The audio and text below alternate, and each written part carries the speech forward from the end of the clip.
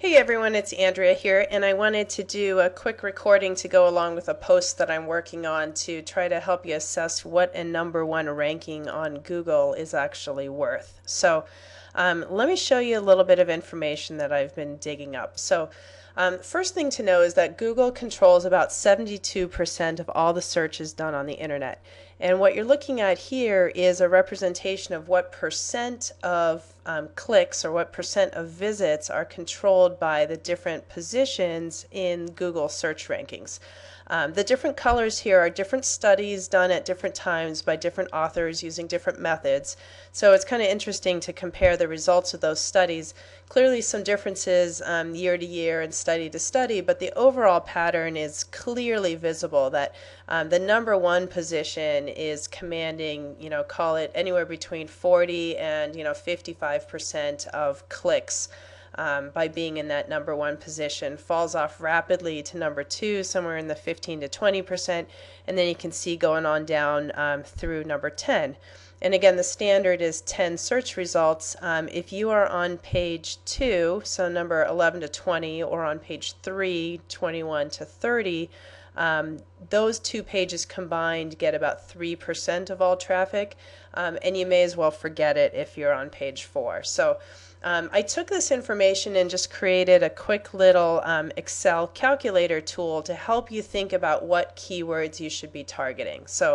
Let me show you how this works. And actually I'm going to hide this column to start with and focus you over here. Here's the different Google positions, 1 through 10 and then 11 through 30.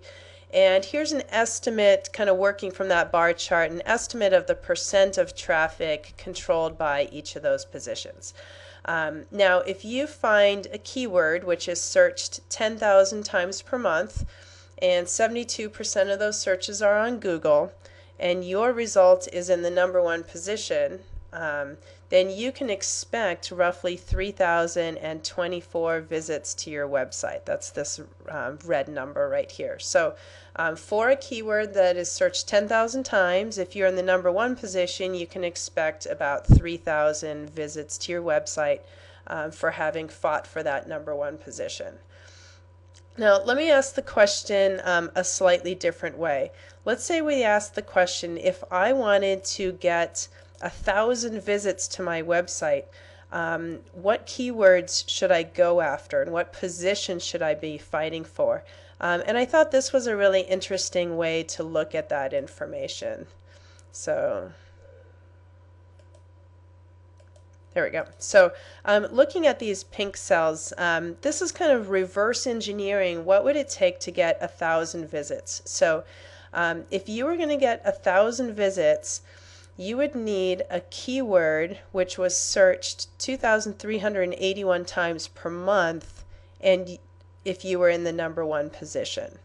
Okay, does that make sense? So you could go for a fairly niche keyword which is only searched 2,000 times per month, but if you could get the number one position, you'd get about 1,000 visits from that.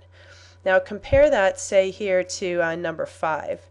You would need a keyword that is searched 25,000 times per month, and if you were at the number 5 position, that would generate the same 1,000 visits to your website. And again, let's look here at the number 10 position. You would need a keyword which was searched 50,000 times per month if you were in the number 10 position to get the same 1,000 visits to your website. So this is a really useful way to think about what keywords you're going after. Let me take us over to the Google External Keyword Tool and give you an example. So here was a search that I did for home-based business. Now, the top result here, home-based businesses, is searched 90,000 times per month. So that's a nice high volume.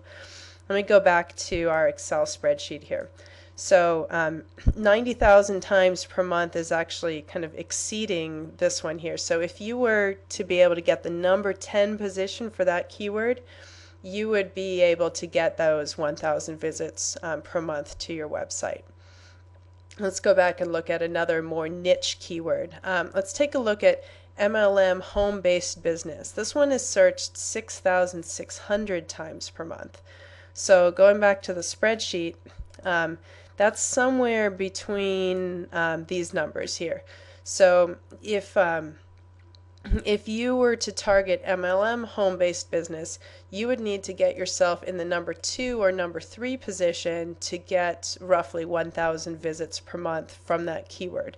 And again, this is ignoring the fact that visitors coming from MLM home-based business may be more targeted than visitors that are coming just from home-based business. We're just looking at volume here. So what would it take to get 1,000 visitors to your website?